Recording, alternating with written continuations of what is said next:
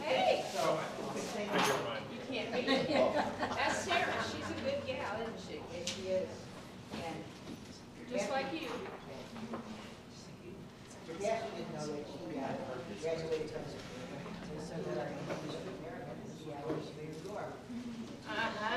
I know. These are 50. I said to get Scones. I love your scones. Well, she used to there at that restaurant. There. Some of the Wabash, there's a little coffee shop. Do you know what this lovely lady? Oh, sure. Yeah. You know what she does? A lot of stuff I've already heard. She goes to see Jack every month. She's been very true to I me. smuggle in beer for him. She takes some beer. Oh, I thought you said a mirror. No. Why would he want to look at himself? Beer sounds better. Yeah. The doctor ordered it to help him sleep. Oh, yeah. I need that doctor. Doctor. Infectious doctor. Seriously, how has COVID affected He hasn't had it, but, you know, they've had several people up there that have. He's been shut up in his room a lot. How about yourself? No, I had it. I broke my shoulder with it. Thank you. I don't know what you Yeah, do. how do you? I had COVID. I broke my shoulder. I just got my second shot. So I had it, I didn't have to use Jerry, I had the real one.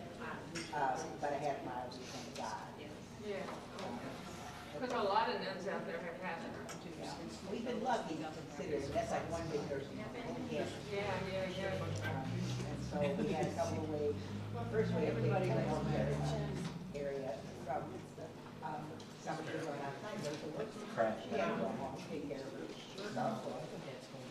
Sure seems pretty without Sister Ellen.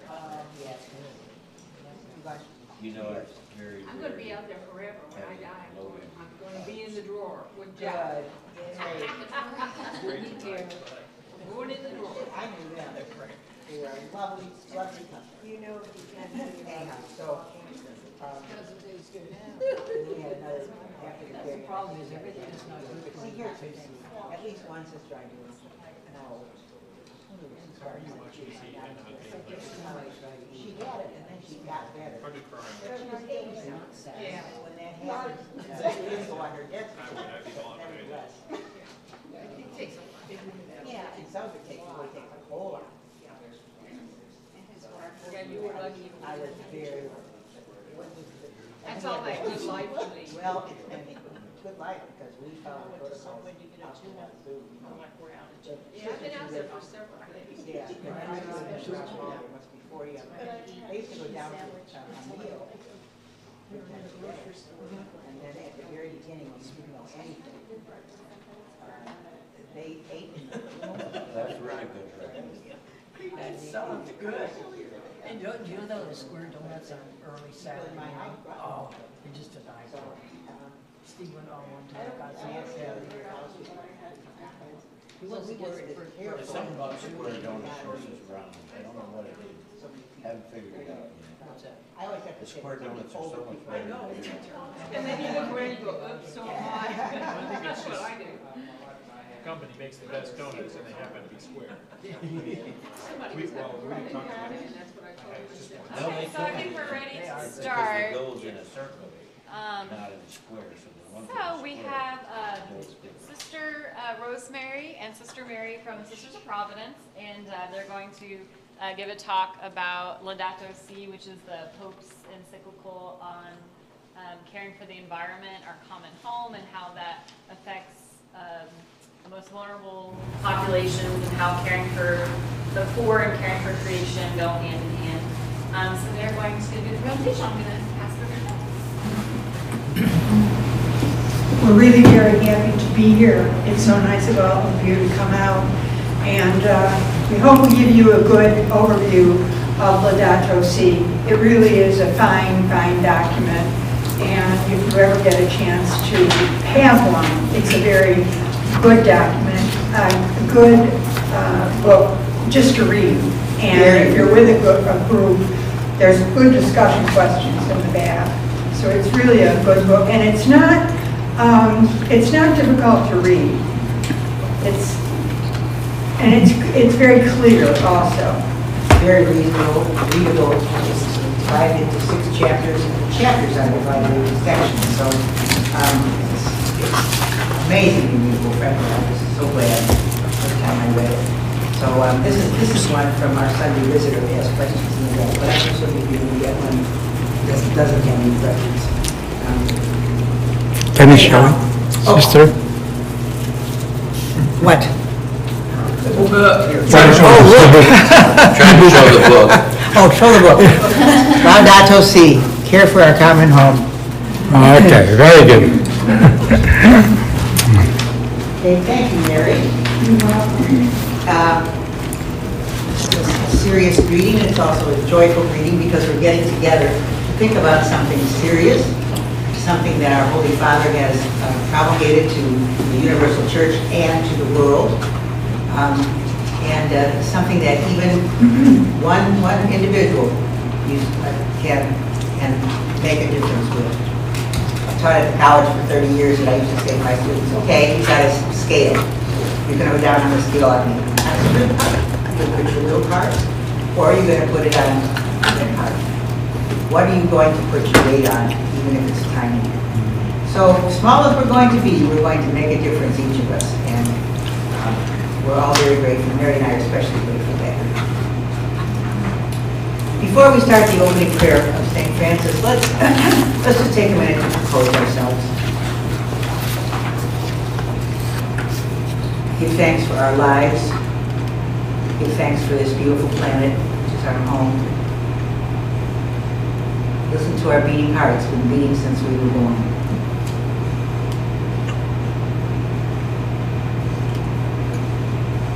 And let's take 3 deep breaths. The first breath, let's give thanks for our lives, our families, our supporters and loved ones from everywhere. Those living and those not with us, and those living with God.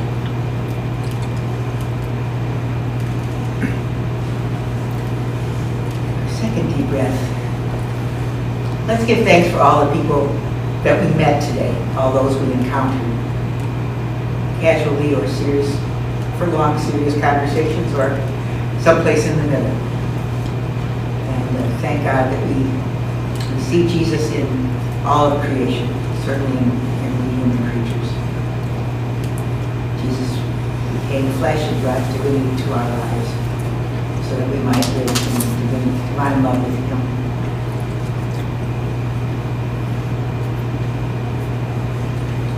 And thirdly, let's give thanks for each of us tonight, sitting around the tables who have come for this meaningful, we know, meaningful and important presentation.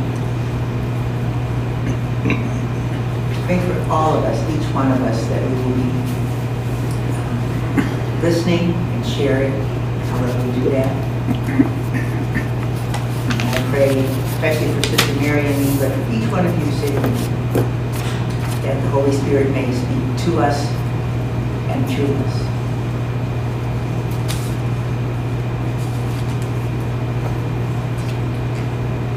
Sister Mary thought that a good opening prayer for any assembly is the prayer of St. Francis.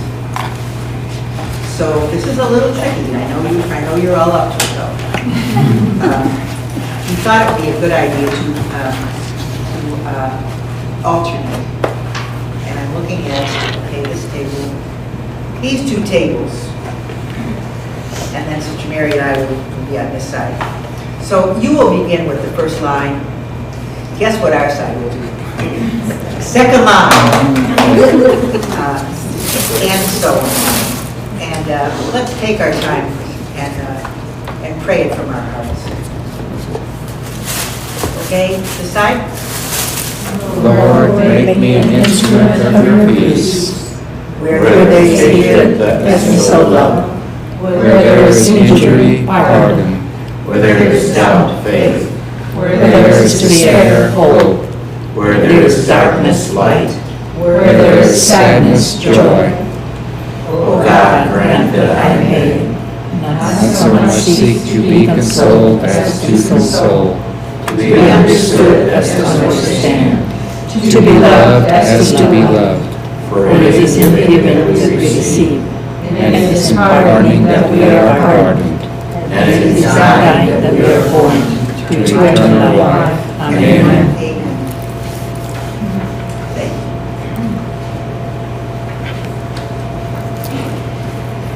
This is something that you have probably heard since you were young. I was young decades ago and I heard it. And as Sister Mary has typed on this, she did a beautiful job. The first is a reading from Genesis, the first chapter, the very first chapter, 26, and I'm going to do it a little longer, to 27. Then God said, let us make man in our image, after our likeness. Let them have dominion over the fish of the sea, over the birds of the air, over the cattle, and over all the earth, and over every creeping thing that creeps upon the earth. So God created humanity in his own image and likeness. In the image of God they were created. Male and female, God created them.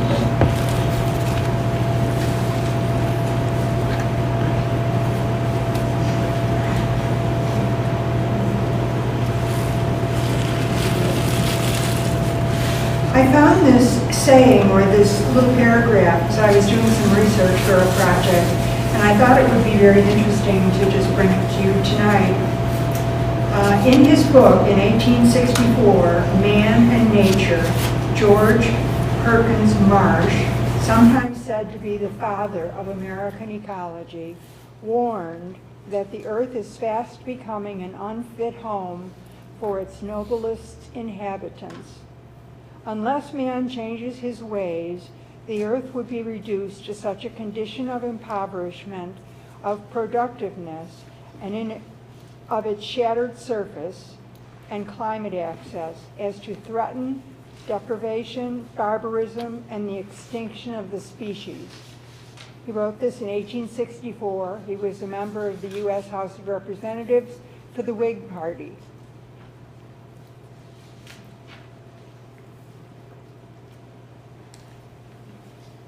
The old translation, which I have heard years and years growing up, is that man shall have dominion. Human beings shall have dominion. Nevertheless, as early, and there were certainly other naturalists too prior to 1864, but we thought it sounded so modern, and it's 100+ years ago, who said, if we don't stop abusing this beautiful country, this beautiful earth and soil and water which God has given us, then we're going to pay a strong price.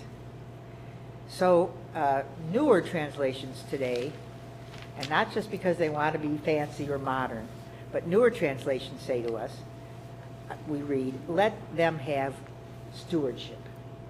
Let them be stewards of the creatures that fly and run and do all those things. And I too did a little research. You know what dominion means. It means supreme authority. Jesus told his disciples, do not lord it over. Dominion, dominus means Lord. Jesus said to his disciples, don't lord it over others. And so, however, stewardship comes from a lovely, I was an English major. So here's a word from all the way back to Old English, even before the Latins invaded the Anglo-Saxons with their word dominion. They use the word steward, meaning house guarder or housekeeper. To keep, and you'll hear me say this often, cherish and preserve. To settle down.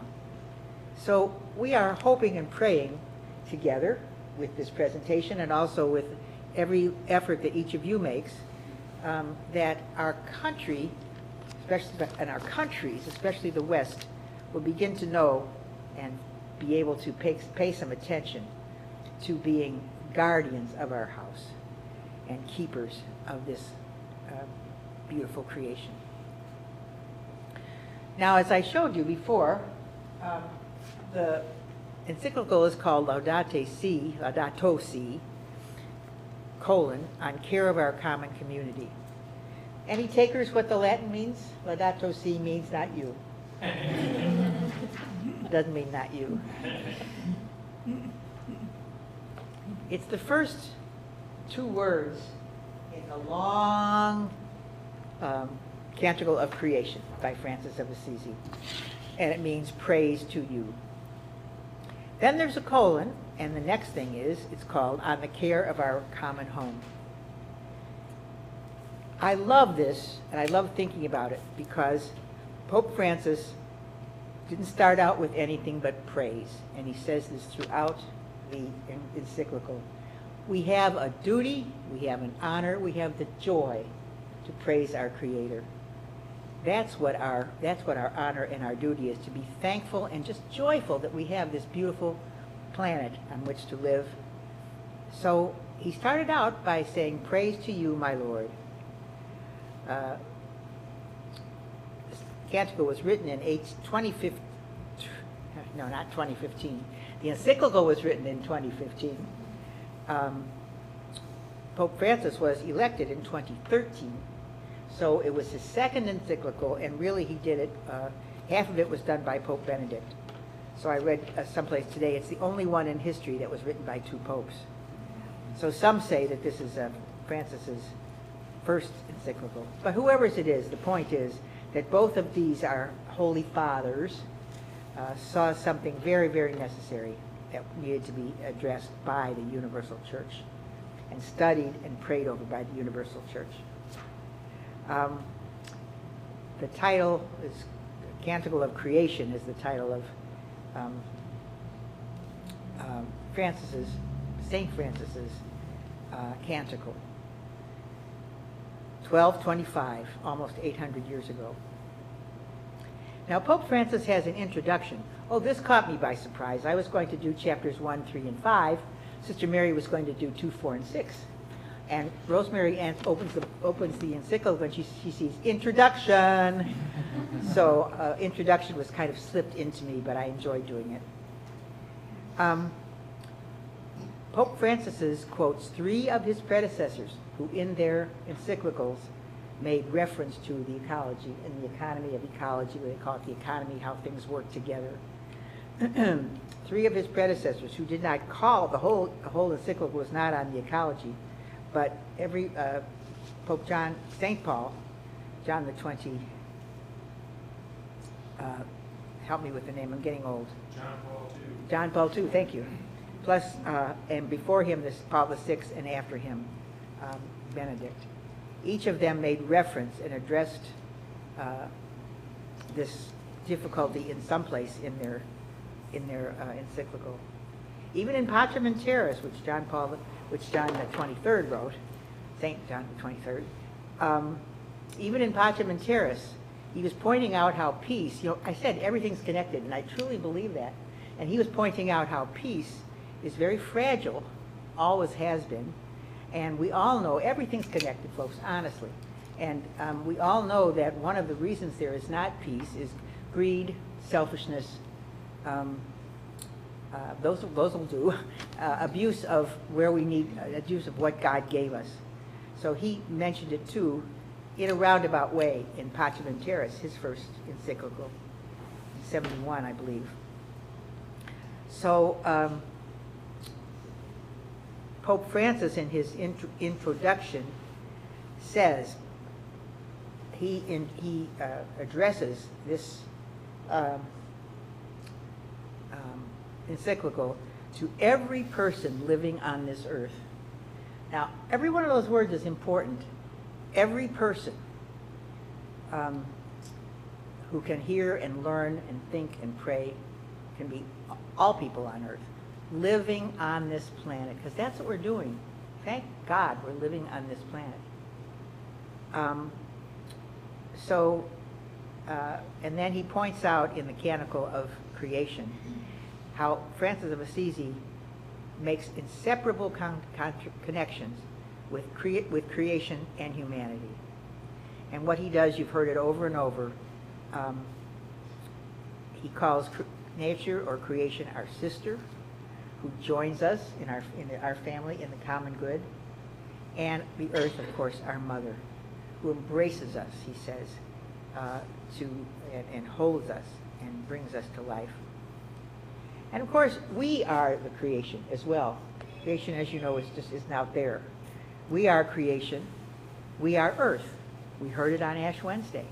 However it was spoken, we all knew it on Ash Wednesday when the ashes to which we will turn signed us to remind us that we too are in a beautiful cycle. There's not an end. Life is not changed but merely, life is not ended but merely changed. Francis addresses every person on the earth, told that Francis of Assisi said there's an inseparable bond between creation and humans. And we are creation. We don't live on the earth. We live in the earth, and we live because of earth. There's not anything that we have, from the tiniest microbes in our stomachs to the genes that make us who we are, that did not come from God's creation of planet Earth. So, in fact, we need to live with planet Earth. Not just on it, but we need to live with Earth and cherish it and preserve it. And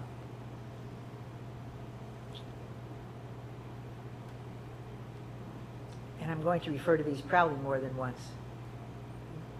The environment and all it means is also integrally connected with the planet, peace.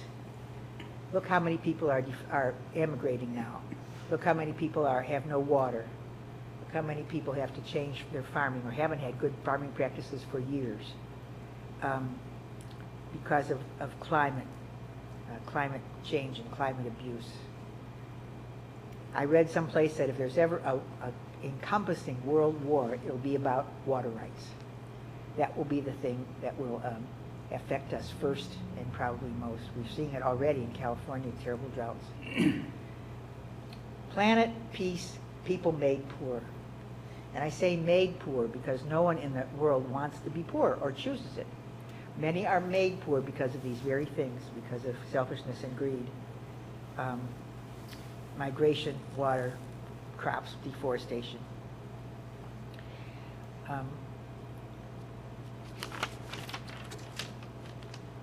Skipped a part, sorry. I said that Pope Francis quotes three of his predecessors, as well as John the 23rd, but he also quotes someone who's called the Green Patriarch, and this is a patriarch, Bartholomew, from the Eastern Church. And I love this quotation. I just had to copy it. It's a bit lengthy, but I know you'll stick with me. As Christians, Patriarch Bartholomew tells us, we need to accept our planet as a sacrament. We need to accept our beautiful planet as a sacrament, as a way of sharing with God's life with our neighbors on a global scale. When I was young and hearing religion classes and hearing the Catechism, one of the things that I learned was a sacrament is an outward sign of an inward grace. And if our beautiful planet is just that, we need a sacrament of communion. God created this beautiful creation that it would be a sacrament of ways for us to connect. Connection is major. I just said everything's connected. As a way of sharing God's life with our neighbors on a global scale. So Earth is a sacrament of communion and we have to live it that way, or we will be going against the will of God, which is benevolent. I'm a sister of providence. The will of God is God's dream for us, God's desire for us. The Pope ends his introduction with a section called My Appeal. He hopes, well, first of all, he says that he hopes this letter will be added to the body of Christian social teaching, Catholic social teaching. Catholic social teaching at the very base, of course, is about justice. It's about right relationship with one another, with earth, with those made poor, with those mentally ill and other difficulties.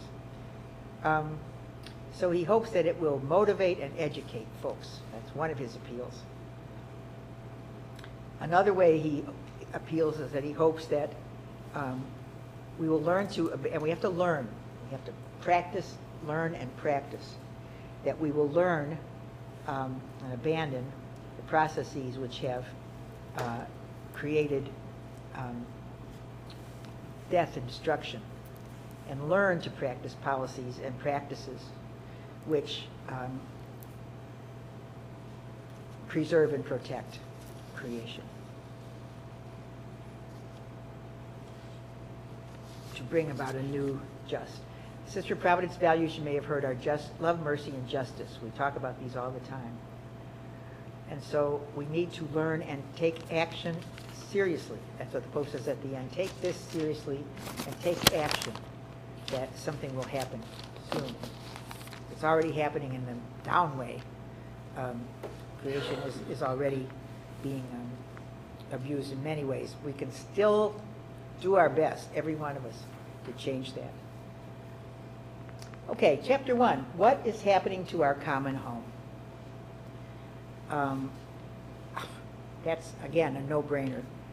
Any takers? What's happening to our common home?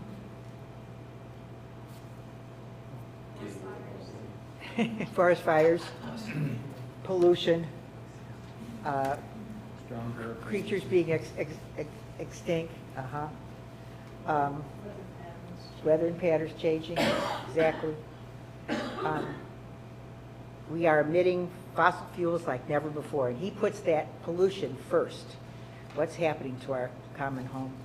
Since the mid-1900s, I had looked this up, but I knew it was around there, the Industrial Revolution, when people in England began realizing that they could use steam and fuel like coal and oil to create energy.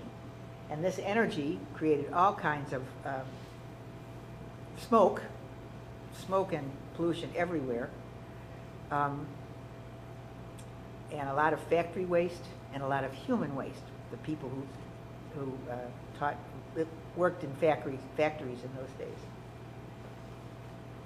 Fossil fuels, and I had to look this up too,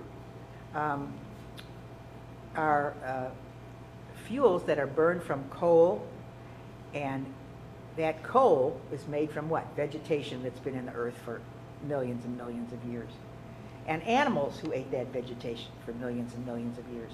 And when that coal is burned, the so-called fossil, that's what we call them, fossil fuels,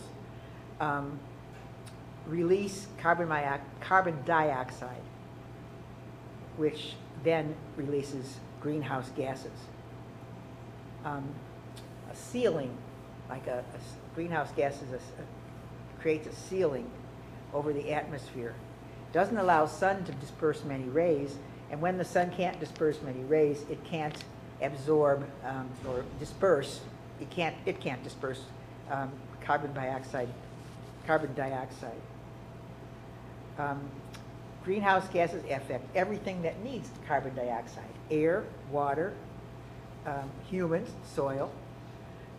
We breathe it in and we breathe it out, but we need a lot more, and it's beginning to damage all kinds of things, humans including. The Pope also touches in what is happening to our common home on something that's so counterintuitive, and that is deforestation. Forests and jungles stores, vegetation stores carbon dioxide too. Forests. Lots of forests and jungles have kept these gases from us, from our delicate selves.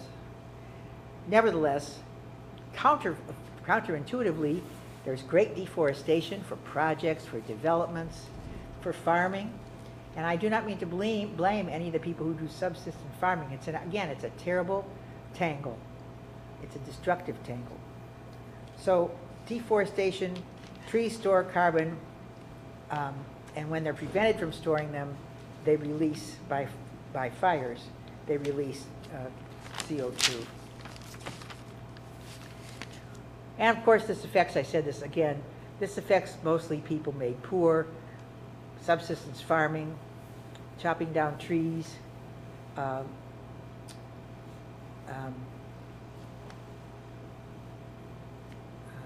don't know what that next word is, chopping down trees for money, multinational corporations, God bless them, who consume way more than their share and commodify some resources. That means to make a commodity of something to sell when, like water, it's really been there for our use since creation began. So, as he concludes this, what is happening to our planet? What he says is the decline of all human life. Again, the connections, the breakdown of society and families. When people in South Africa, the men have to go and work at the mines, which is unhealthy for them anyway. And why? More fossils to get diamonds for us, and for those of us in the West.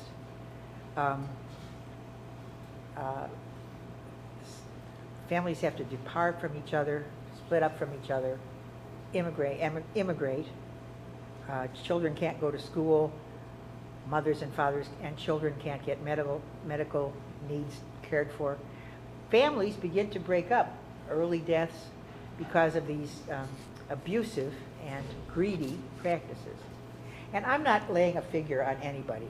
I'm an abusive person too. Sister Mary drove from Chicago, California, from Chicago in a vehicle. And vehicles are the greatest emitters that we know of carbon, CO2. I live in St. Mary of the Woods. I don't use a car, but I sign one out often to go places. So this is not meant to make anybody feel guilty, but to make all of us feel hopeful. There's a way to move together. So I want to give you that caveat.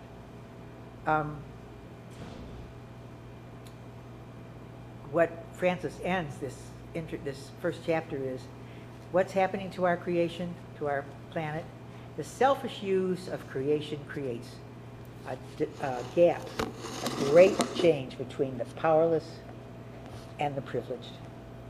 And again, none of us chose this. We didn't choose to be as privileged as we are, our families and other circumstances.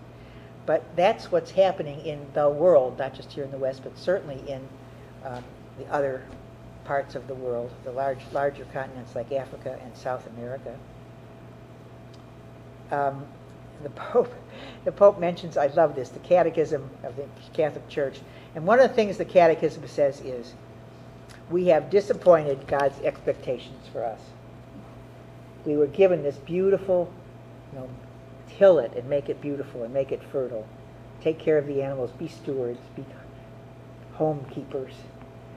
And yet, the Catechism says, we have disappointed God's expectations for us. Nevertheless, all is not lost. So we're going to go on to Sister Mary with chapter 2.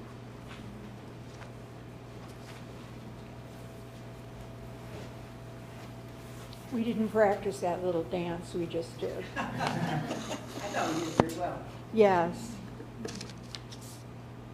The Catholic Catechism teaches God wills the existence and interdependence of all creatures. The sun and the moon, the cedar and the little flower, the eagle and the sparrow. The spectacle of their countless diversities tells us that no creature is self-sufficient. Creatures exist only in dependence upon one another, to complete one another, in the service of each other, and that includes us.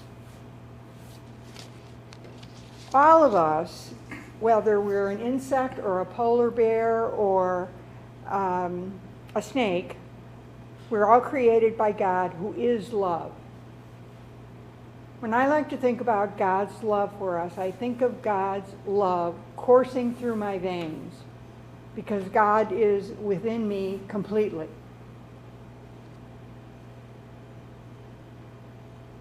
And it's a way to think about God, because our blood system is the only thing that is coursing through our whole body.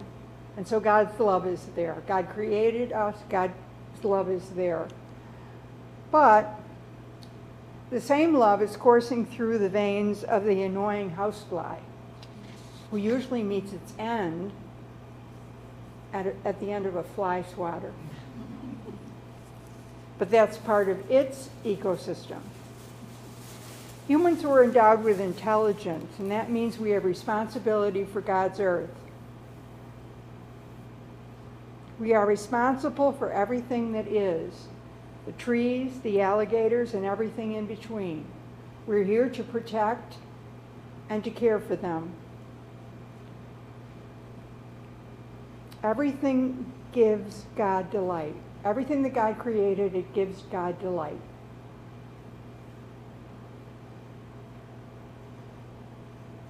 And Jesus came to earth, I think, to teach us how to live. God wanted to send Jesus to earth to teach us how to live, to teach us how to be kind and to be warm and to be kind to everyone. But Jesus cleansed the unclean woman. He talked to the woman at the well. He forgave her of her sins and told her to go back to the village and to tell what her experience was. He healed the tax collector's child. He helped the leper. He made the blind see, and he cast away demons. These people are still with us today. They are the homeless, the incarcerated, the starving, those caught in war, the mentally ill. And Jesus loves all the people, and we must also love them. It's our call. And God loves them no matter how they got into the places they are. None of us is perfect. We could be any one of those people at any time. But fortunately, we're not. But it is our job to help and protect those who can't help and protect themselves. There's a harmony in nature, but I think it's damaged right now. God created a perfect harmony, and I don't think we've done a good enough job at keeping that harmony together. We've harmed the earth. And we've harmed the earth, and the perfect harmony is damaged. We are distorted by our supposed dominion. That's the wrong word, it's stewardship. But dominion denotes control, and stewardship denotes care. And we kind of have this thing going on of, do we care or do we destroy? The collective of us are wanting to be good stewards of the earth. I think we are. We recycle, maybe we compost. We do everything that we can do to make a dent in that which has been so terribly damaged. We frack for oil, and there are earthquakes in Oklahoma because of that. We cut down the rainforests, the lungs of the earth. We pour concrete over huge swaths of land, killing off millions of ecosystems that will never return again. Do we care? I think we do, but we're caught in an age where greed and money speak. And it seems like some just do what they want without thinking about what's it doing to the earth. Let's remember God is our creator, God is our lover, God is all there is to us, but God is the one who owns this planet. God put it here, and God wants it to be in perfect harmony, and it's not.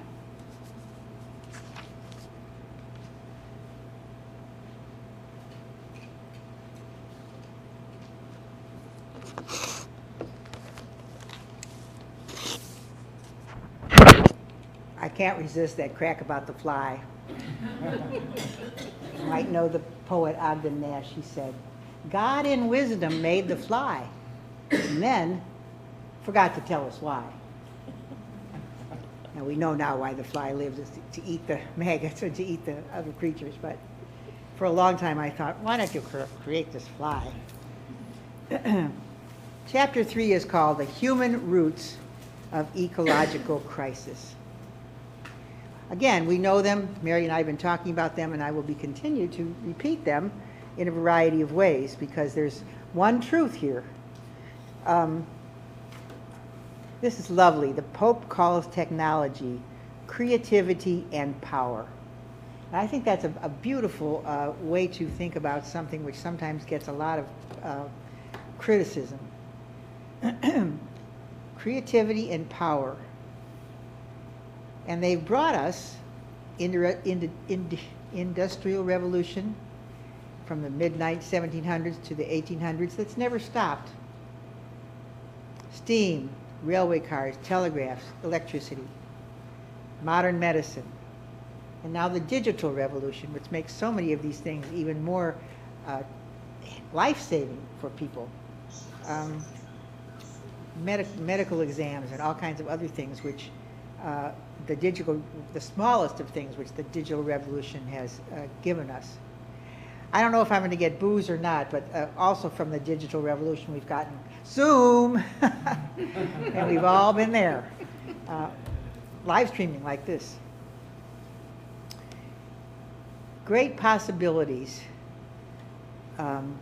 for great motions, for great harmony, and also for selfishness can come from the connection between creativity and power. Let's not say the connection, let's say the conflict, or, as Mary pointed out, the thoughtless connection, or even the intentional and greedy connection. How many times have you heard one version of this or another? Our inventiveness outruns our ethics. How many times have we heard, we can do blah, blah, blah, blah, blah, but what does it mean to do blah, blah, blah, blah, blah? Some of it is very powerful and life-saving. I have a niece who has brain cancer, and she's on her third version of some kind of help. And that didn't exist back in when the country was freer and more beautiful. So this is not a criticize. Simply says that, like so many things, there needs to be a balance. There needs to be a harmony. That's even, I think we hear balance a lot, but I think harmony is beautiful because each thing is itself singing or speaking, connecting in a painting, photograph. So yes, our inventiveness has outrun our ethics, and we're feeling it already. Every increase of power, the Pope says, I find this fascinating. Every increase of power is not necessarily an increase in progress, because progress is not necessarily the most wonderful thing that ever happened to the human race. In many ways, of course, it has been, but in many ways it has not. What kind of progress is the question? For good or for harm? Who's helping or hurting through this progress? Long time ago I heard not long time ago, but when you're my age, 10 years ago, I heard, when you hear of something that happens, especially in this country as well as others, it's good to ask, when this happened, this decision came about, who benefits? Who decides?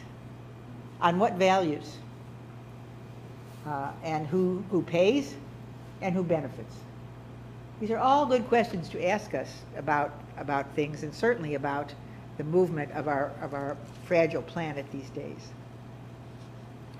But as Francis points out, we have freedom to limit and direct technology. And it doesn't mean, going into a computer lab with an axe. It means simply to limit and direct that which is not life-giving, which is abusive, selfish, greedy. And it's not an easy task, and it's not a one thing. It's a lot of connections. And God has given us the freedom to limit and direct what we can do, just like we've been given the freedom to limit and direct our love for each other or for creatures, some creatures, for money, etc. The Pope points out that we are trying to get away now from anthropomorphism and move into biocentrism. Anthropomorphism, human in the middle. Biocentrism of this valuable, productive world, looking at all life, not just animal life, but all life, biocentrism. He says, I love this too. I think I should write him all these. I love this line. He says, a technology severed from ethos, ethics, will not easily be able to limit its own power. I love that.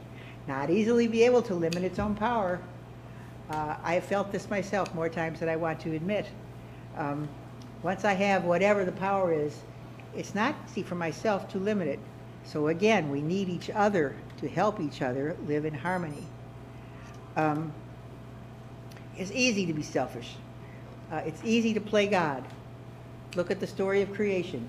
What was the big temptation? You will be like gods. You won't be just old humans. You will be like gods if you eat this fruit or whatever it happened to be. Not thinking of the greater good, but our first parents or whoever represented them were thinking only of themselves. And that's nothing but difficulty. Nothing but difficulty comes from that.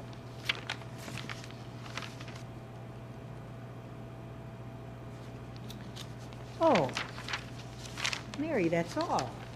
But I'm going to throw in a little small thing. Sit down. Sit down, Mary. I'll make this shorter. An old woman who was really stingy and mean. She was known in the whole village for being stingy and mean. And one day a beggar came to her door, and she said, I don't have anything to give you. And then the beggar said, oh, please, please. And so she looked around. She had found a carrot she was going to give her pig. But she said to the beggar, it's yours. So when she died and went to heaven, to the judgment seat, the judge said, well, do you have any proof that you did anything for your fellow humans or fellow creatures? And she thought, she went through the big book, she looked through everything, and finally she remembered that she gave a carrot to a beggar. So when she remembered this, the carrot appeared before her eyes, and she took hold of it, and it started pulling her up, up, up, and she could hear music and she could hear light. She was so thrilled, oh yes. But then she noticed that vines and claws and other hands were holding onto her skirt. They were trying to get up there too, on her carrot. And she kept saying, kept trying to get rid of them and so on. And they just stayed there. They wanted to go up with her to the beautiful realms of love and light. So finally, she just said as loud as she could, and usually when I tell the story, I yell it out, but I'm not going to yell it, sort of. She yelled out, "This belongs to me." And the minute she said that, the carrot disappeared, and they all fell down into darkness and pain and gnashing of teeth. So, you've probably been heard that money is the greatest of all evils. But don't you believe it? The greatest of all evils is 4 words. This belongs to me.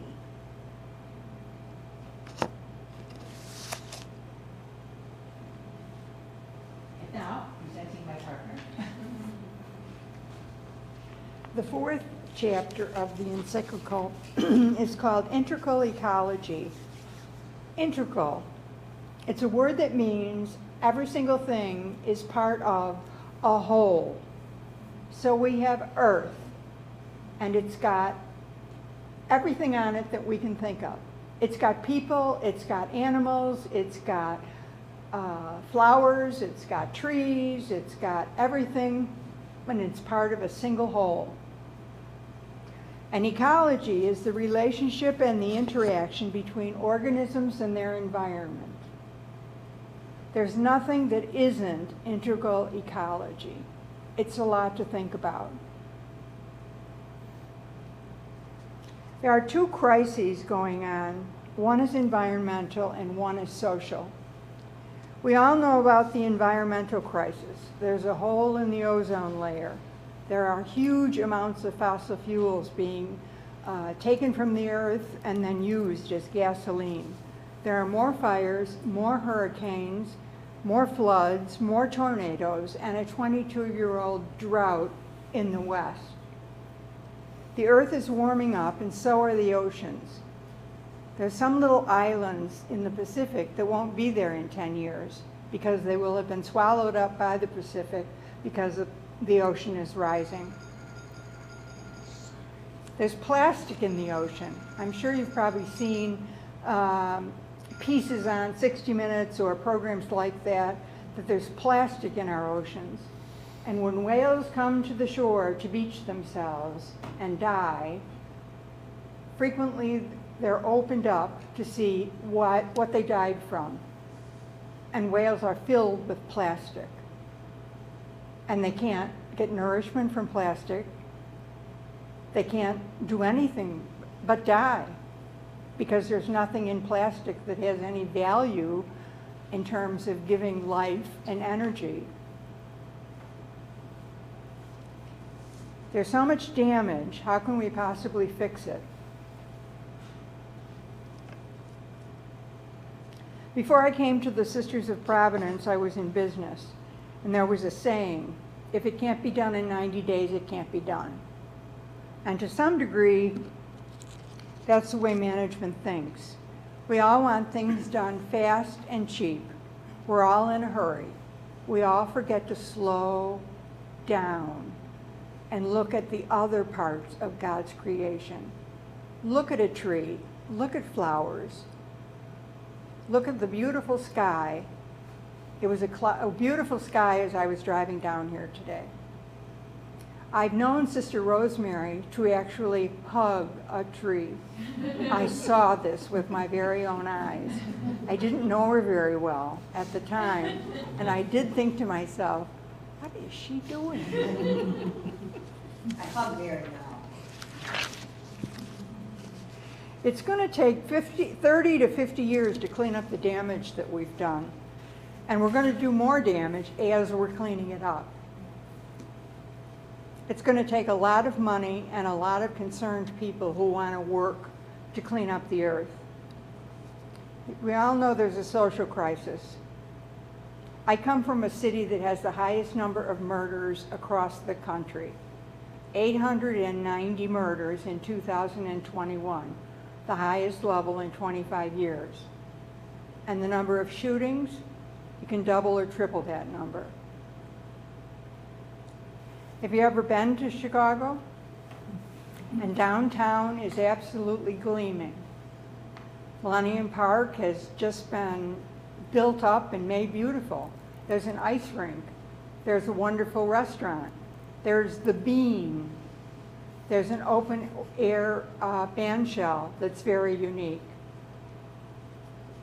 On the outer rim of the downtown are warehouses that have been converted into condos, into lofts. That's it, they're lofts.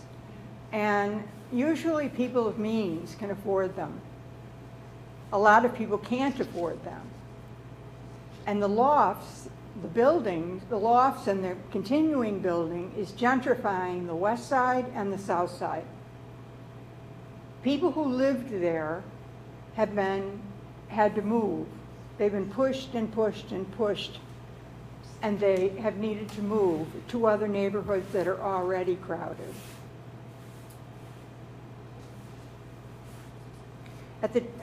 This out there is where the underbelly of Chicago is.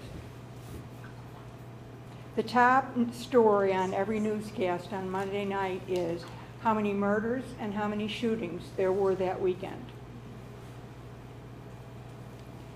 None of it is pretty. There's too many guns, too many gangs, gang wars, little kids getting caught in crossfire. There's poverty, there's food deserts, there's fearful people. People are afraid to send their children to school because they might get shot. But people have to send their children to school. Single mothers certainly need to use school as daycare. They need to go to work, their children need to go somewhere.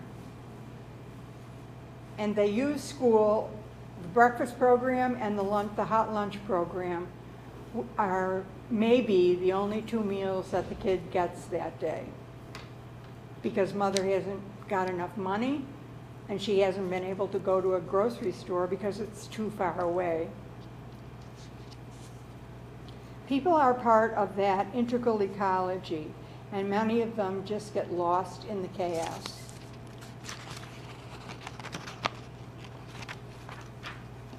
The ecology of daily living. We think about what we do. We fill up our tanks so we can drive. We turn off the lights to make a tiny little dent in our electric bill. We go to the grocery store. We go to Walmart because we need things. We always need groceries and other things. So we're always on the run, and we're using energy, and we're using electricity, and really, if you think about it, we can't give up our cars. We have to put gas in them. We have to go to the grocery store. We have to go to Walmart. We can't just stop living because there's an environmental crisis. And we can't just think that somebody else is going to fix it. We've all got to share in fixing it, all of us, even if it's simple things like recycling. There are lots of single-use plastics around. I've been thinking about this for the past few months, and mostly because I find myself throwing in the recycling bin a piece of plastic that I have used once. And I don't like that.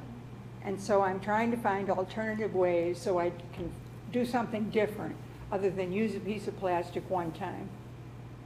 You know the big container of Tide Pods, that big orange container that they come in? Well, once the pods are used, here's your big container. What do you do with it? We all recycle it until we buy the next single-use piece of plastic that's got Tide Pods in it. So there's this constant, across America, throwing Tide orange bins away to be recycled. What about bottles of water? They are single-use plastics too. You drink it once and you throw the bottle in the recycling. Some people actually throw the bottle in the garbage, and that's not really good. Keurig coffee makers. The pods in those makers, they take 300 years to biodegrade into the earth. And there are 10 billion of them made around the world. There are websites that are filled with products that don't do damage to the environment. I'd invite you to put into your search engine earth-friendly products, and up will come about 10 websites. And you're going to find very interesting things in biodegradable packages, things you never thought you would use, but things that make sense. If you look at them and imagine yourself using them, they make sense. There's little batteries in our TVs to keep the time. 24/7 it runs. There's a battery in our computers that run 24/7 to keep the time. What are we going to do about recycling those? What are we going to do about recycling our computers? And then we really can't live without the cell phone. And I'm not being facetious there. We really can't live without the cell phones. And how do we dispose of those when they're no longer useful to us? What about the common good? How do we balance that? This is a just a little example of common good of a neighborhood. Let's say you move onto a block and it has lovely light colored houses and neutral colored houses, and it's a very pretty neighborhood. And you decide to move there, and you paint your house dark purple. And you let your yard go to weed. Do you think your neighbors would like this? You haven't paid any attention to the common good of the neighborhood. You've just done what you wanted to do. And the neighbors don't like the eyesore, and the neighbors probably aren't going to like all the traffic that comes down the street so they can look at the ugly house. We do have to balance the common good, and sometimes it's very, very hard. But it's a good idea every time we go to do something or try something new or whatever, it's a good idea just to give it a moment's thought. What am I doing about the common good by having this product or using this product?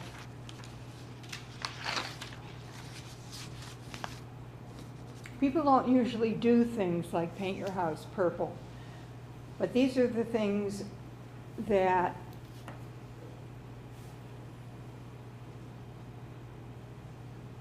every time we recycle that Tide tub, we are trying to pay attention to the common good by recycling. Of course, it's not your fault that Tide comes in those big tubs. Somebody in corporate America decided they were going to make Tide pods, and they had to put them in something. So we created a big orange tub. Corporate America isn't doing its part. Some of them do, but most of them don't. Packaging, clamshell packaging, that's so difficult to get open. You can cut yourself on that plastic. There's other ways, I think, to package products that are less detrimental to the earth. The young people, a big issue for the young people today is environment and climate. They're very angry. They think we haven't done what we should have done, and they'll be left holding the bag. We do need to do something about this. We do need to think about it. And if whatever you can do, do. Whatever you can't do, we'll hope that someone finds a solution someday.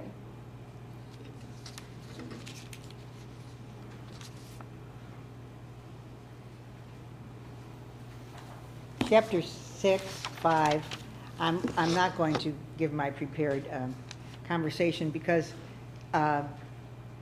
it's pretty obvious of, Pope calls this lines of approach and action. Just want to focus on the action we have to do, and we will talk at the end of our conversation about this side of the page, which is the Laudato Si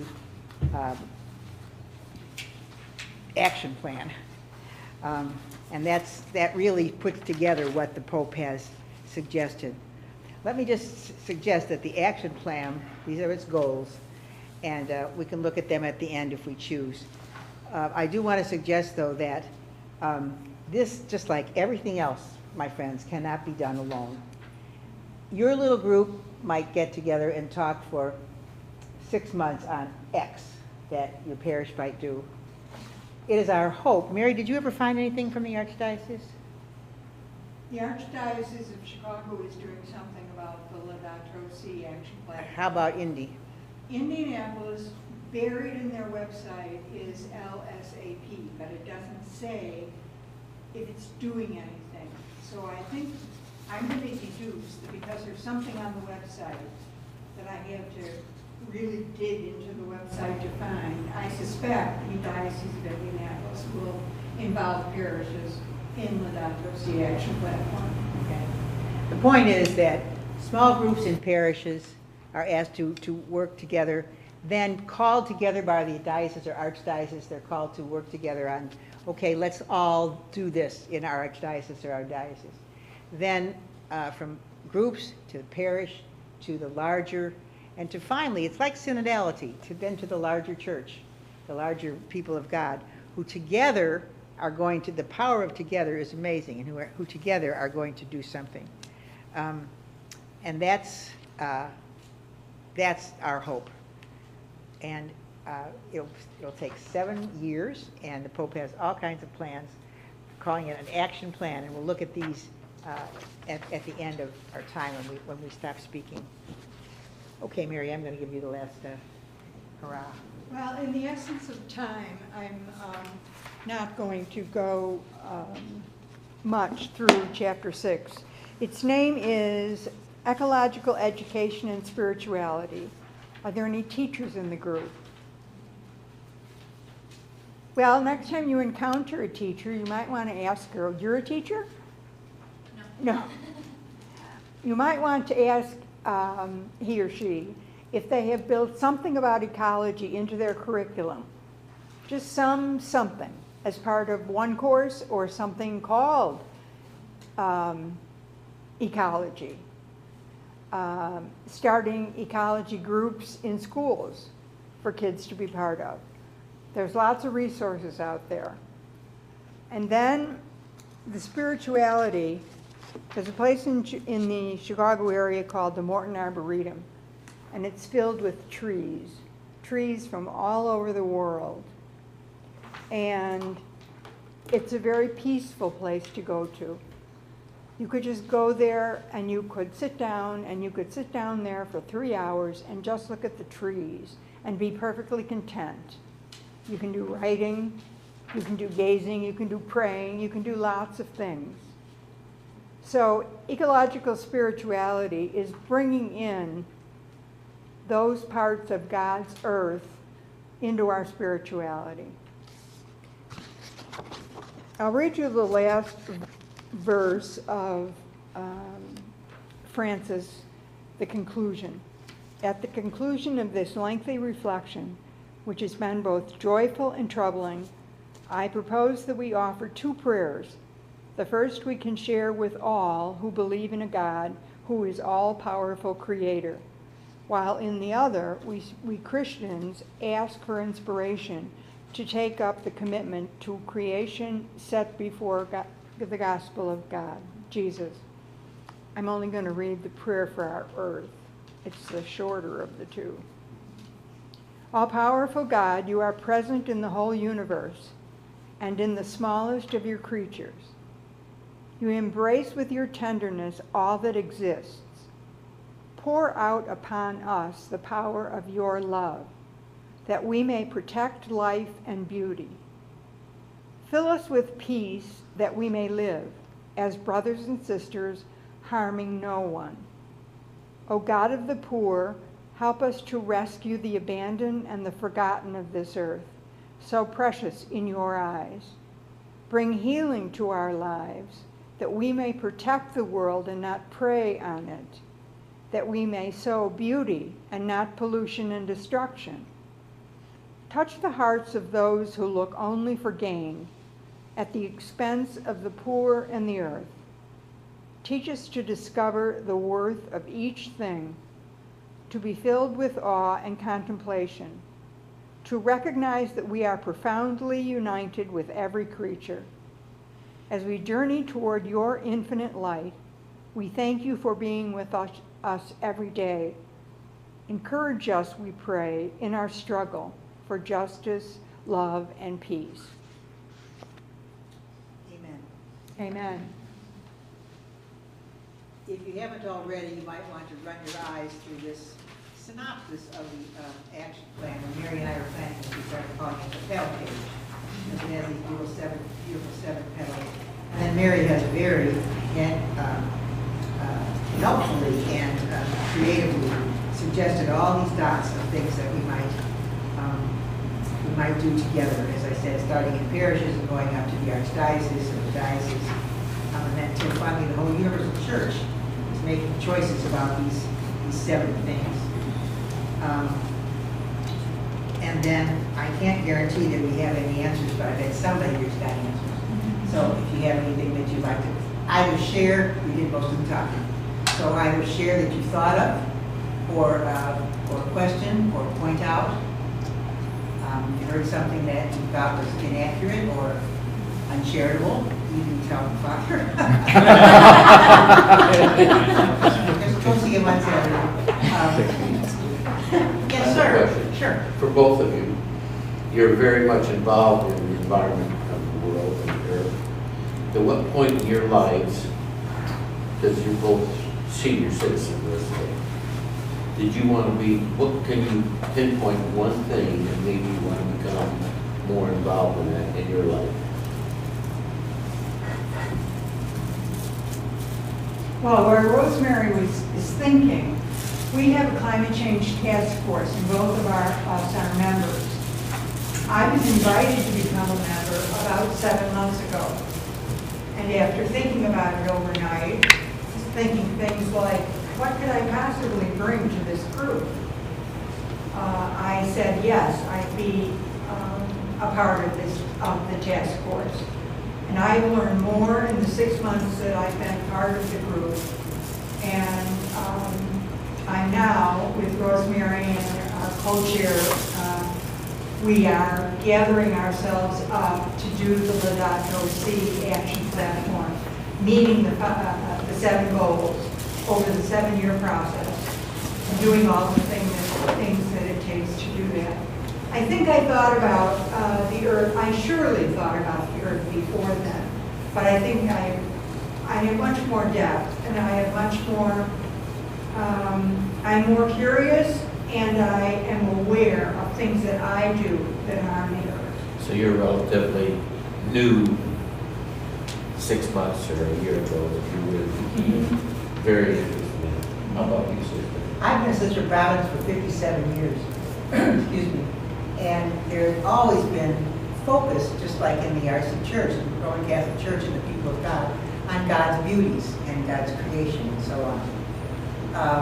That wonderful story on the vigil of Easter, the wonderful creation story. I was telling Sarah and some other folks that were eating with us, Jerry, every 5 years, we Sisters of Providence get together. We elect leadership, and then we decide on issues we're going to focus on together, again, this togetherness. So 5 years ago, 6 years ago, we've had a new administration since then. But 6 years ago, we chose the environment. Pretty obvious, because how else will, we don't have children, but we have, some of us don't have children, but we have students, and we just love Earth. So that 5 years, as we were beginning to focus on this, we had presentations like this. We have book groups, a lot of book groups at the Mother House. We had book groups with this. I too learned a lot. It's not that I've been a la-di-da about the environment, but especially the past 5 years we've focused on it. I read someplace in my research for this presentation that it always pays. Sometimes I'm not sure, but it always pays to dive deeper to see what's there. And this has, as I said, this is so readable, and it's just to hear his beautiful voice and reminding us of, as I said, even the title, praising God. That's the point, praising our Creator, and then doing it all the ways we can. So I'm not quite as close as Mary, but in a way, yes, much of my life. Our parents taught us to take care of, not to litter, and we had a garden and so on. But especially being a Sister of Providence with this focus. We have another focus now, which is racism, but we're keeping that focus. We're not saying, well, environment's done, now we're on racism. But rather, now we can continue, which is why this 7-part plan is really good. And everything, as we have said, is related. So any ill, any difficulty, any abuse of the world and all of us is somehow devoted to everything else. Thank you for that question. And let me just say that it wasn't 6 months ago a light bulb went off in my head that, gee, there's something wrong with the earth.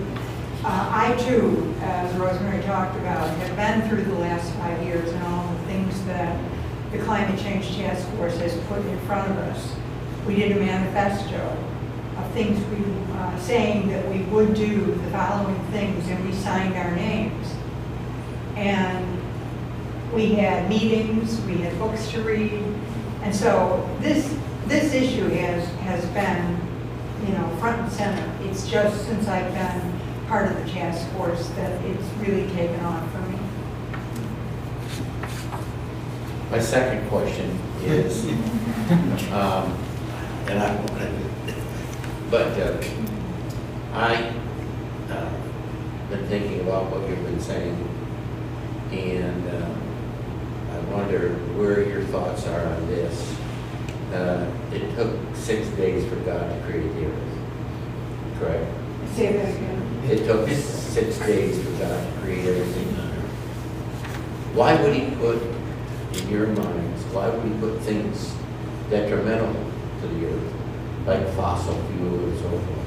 Now, I know he gave man free will, but why would those things, why would God create those things if they are detrimental to what he built? What do you think, or why do you think that? Vegetation, we know, is the third or fourth day or whatever of creation. Right. And also creatures and animals. And fossil fuels, I just discovered when I was getting ready for this, is from animals who ate this vegetation which has turned into coal at the bottom. And animals mostly ate the vegetation. And so when humankind discovered coal, it was a good idea. People were freezing. It was necessary. Yes, absolutely. Nevertheless, like anything else, too much is not good, and that which is heedless is not good. Those are things my parents taught me often, And extremes are not good, and then when you'll think about it, they're even worse.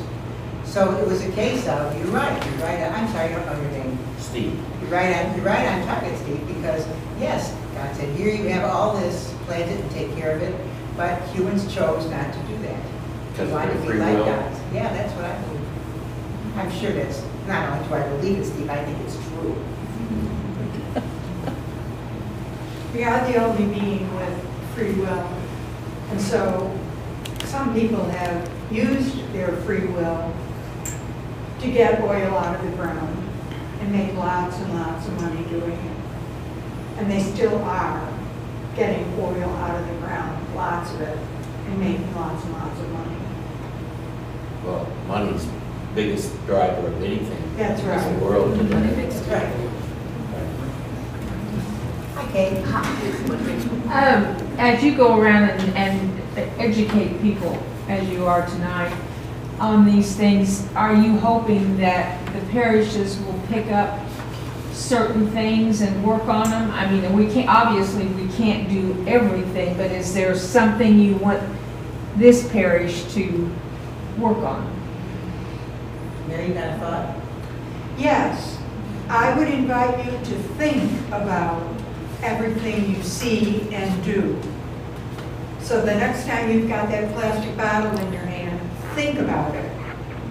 That it was only used once, and you're going to recycle it, which is a good thing to do with it, but you've only used it once.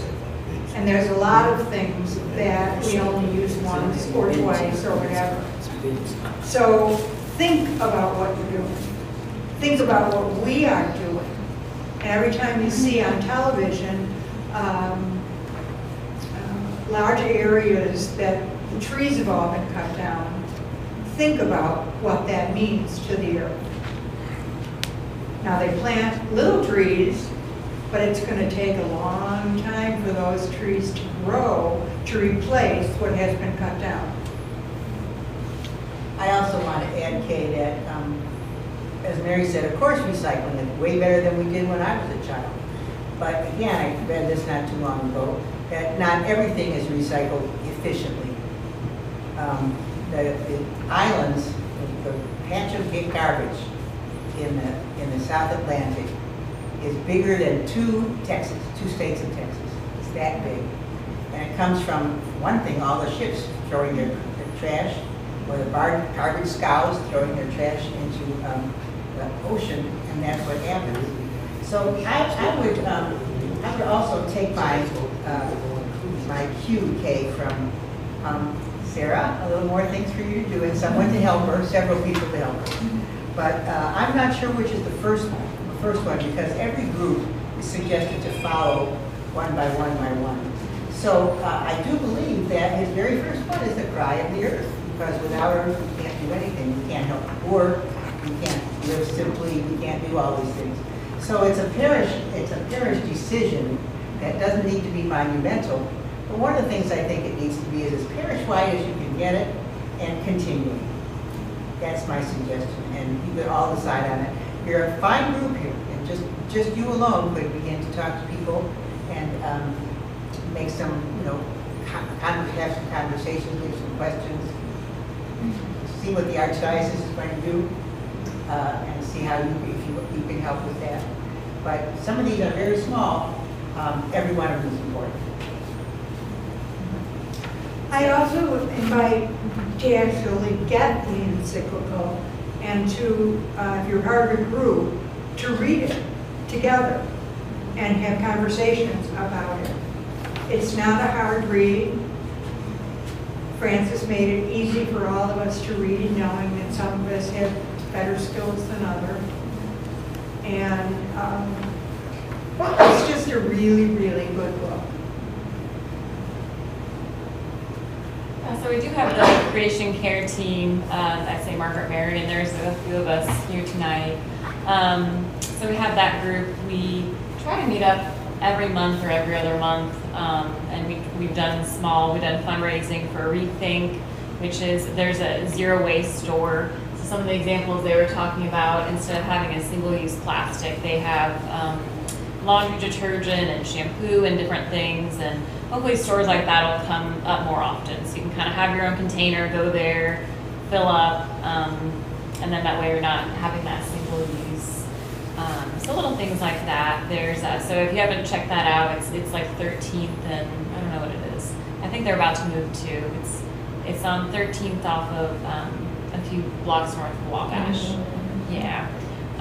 They have a really great store there. They try to have zero waste or zero plastic things, which are just some small, some small ways, things we can do. With the Creation Care team, we've done different things over the couple of years. We started to look into the Laudato Si platform. I haven't gotten too much into it yet, but we're hoping to do that. We have various projects. Paul's part of the group. And miss anything, Paul? Yeah. So we're trying to do some small things. There are a couple of, there's a recycling. I end up taking my recycling up there to Haythorne because depending on where you live, you might not have recycling. Right. So there's some facilities where you can drop it off. And Terrebonne's never been very good at recycling. Yeah. Lousy. No. And it's discouraging to me, well, two things that discourage me. I know you're all interested. What discourages her? Two things that discourage me. One, I wish people would push. Now, we live in West Terrebonne at the Woods, but would push for politicians who would say, oh, well, maybe we'll throw in X amount of money for recycling. And the other thing that just even after this, as I said, the book is so powerful and praising God and saying this is why we're doing it. And as he said, it's a, what do you say, Mary? Something joyful and troubling letter.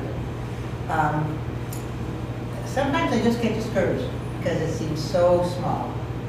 And I really think that the evil one says, that's small, just throw that away, whispering in my ear.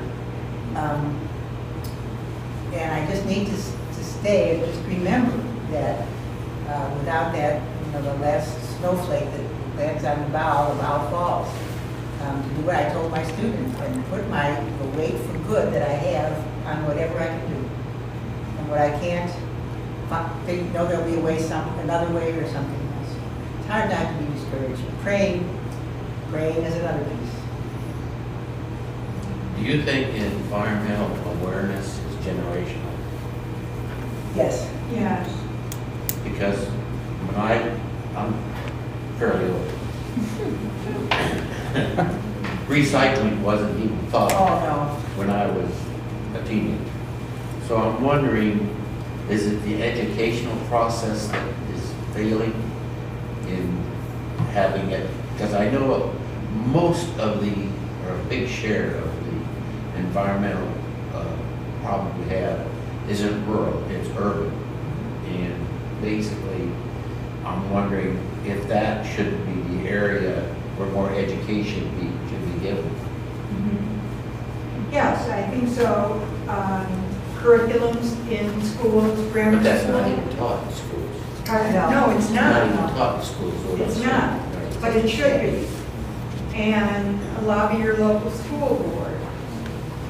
The teachers can create the curriculum, you don't have to, but you can say to your local school board, we think this is important, and we'd like to see some amount of ecology in the curriculum somewhere, either a course on it or a section of a course. But shouldn't it come too from the city, the politicians?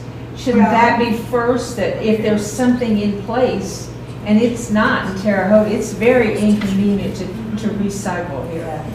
And that, to me, should be the first thing, and then we could spread it to the schools. We could say, hey, right here's where you go to recycle, if you know how important it is, and start there.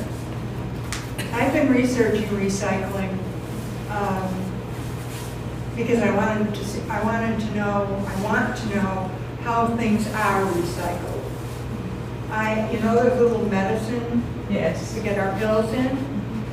They're impossible to recycle. When you go to a recycling plant, everything that's been picked up by the recycling truck is just dumped in big bins, big giant bins, and they circle round and round and round. And in the bottom are small holes, and things like medicine bottles fall through because it takes too much money to recycle such a small item. And so I'm still recycling it, and I must have 50 medicine bottles. Because as soon as I find a place, I'm taking them all to be recycled. But I just kept them, and I can't bring myself to throw them away. Safety in numbers, efficiency in numbers. So do you advocate cloth diapers instead of plastic diapers? I would, That doesn't even exist, you can't even buy them. I They're know. hard to buy, I know. So the modernization of man Amazon too. is creating a lot of these problems. Exactly. There again, it's the free will of man. Heedlessness, you know. So basically, you know, it's like, I've been in business all my life, in retail stores, and I saw the transition to when you sold stuff bulk. In other words, you wanted a bag, you wanted some potato chips, you went and got a scoop and you scooped out the potato chips. You wanted to buy a light bulb, you bought one light bulb. And all this transition is creating all this environmental problems. Without an educational process, it's going to continue to get worse than better. I'm going to be crying in a minute, Steve. You better stop talking. Hi. Hi. Kay, in regards to the recycle, now when Father Rick was pastor, however many years that ago, we had recycling there at, my mind just went blank. Where did we take ours? Goodwill. You could go to Goodwill, you could take your old things, and they would unload the But recycle. they don't do it anymore. And now ISU has recycling. But they don't And do they glass. put, at COVID, before COVID, ISU was great, they had glass, plastic, everything. So now ISU doesn't do glass and plastic. No one recycles glass, but you can do plastic up north at the Vigo County landfill. Right, but then So they there tell is you that some. some of that doesn't get recycled to where we would like to. It gets back in the landfill. It gets put back in the landfill. Stuff that you return to some of the stores, you think they put them back on the shelf? A lot of it, they were showing this on TV, goes right into the landfill. But that's not Terre Haute. You said No. Terre Haute has no recycle. Well, I don't think they So- do, not a so- good one. So the things we bring up to Vigo County, they're put in the landfill. I don't have a way of knowing that for sure, but that's what I've been told. I don't know that- It's not Latin. It's first encyclical that the title is actually pointedly Italian. Laudato Si is an Italian phrase, not Latin, because of in honor of Pope Francis or Saint Francis. The Canticle being an Italian phrase, and it's just kind of funny, like that Pope Francis would say, "We're actually going to just For fun, we're going to top this in Italian, not in language. So, yeah. I had to think about it for a second. I was like, that's right. Oh, yeah, see, the older you get, the more you remember what it was like. We were just sitting here talking about the Iceman, when he used to come and fill our refrigerator with all the ice. Jeez, are we telling this every all year? That was a long time ago. Before. I went someplace, I walked a little bit light. These kids are Sisters. This is wonderful. Thank you for coming. Thank you for coming. Pray for each other, as a promise. I'll pray for this group especially. And you're supposed to say, Oh, thank you. for money and someone looking for gas money. That's all good. Take that water bottle. Plastic water bottle. Biggest benefit. And you know what, Jack had his You know, all those big windmills were all about wind turbines, that's kind of exceeding. Oh yeah, that's clean energy. You can buy